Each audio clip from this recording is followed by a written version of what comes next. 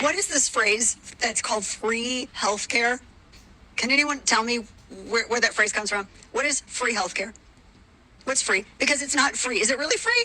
Who funds it if it's free? Are you telling me, well, hold up, that all of these doctors work for free? And the nurses work for free, and all the supplies that they get are for free, and the power that runs the hospital is for free. What about the education of the doctors? Are those teachers expected to also work for free? Are we for real right now? You have to pay into taxes regardless of if you get anything back or not. Here's an idea.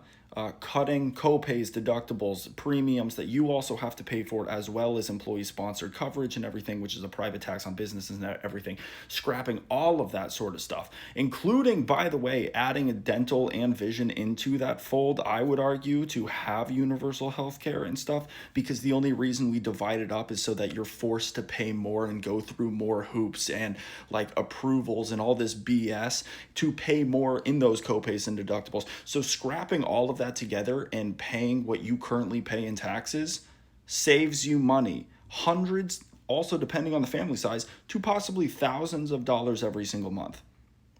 And you guys can't figure it out? Are you kidding me? The rest of the entire developed world can figure it out. Even some underdeveloped countries can figure it out, but the right wing can't. How are you going to pay for something that saves money? That's what these geniuses write. Universal healthcare is paid for by changing the point of purchase from the federal budget. Instead of spending trillions of dollars bombing children, which, side note, dead silence from the pro-life crowd on that, by the way. As silent as the dead kids, honestly. And instead spending that money here in our communities, in this country, to better our health and better our communities. Even lower costs further, they're like, who's going to pay for their education? The general public. That's how we pay for K through 12. But you get what, to grade 13, and you guys can't seem to figure it out? You can't copy and paste, control C, control V. That's too complex of a thought for you guys, huh?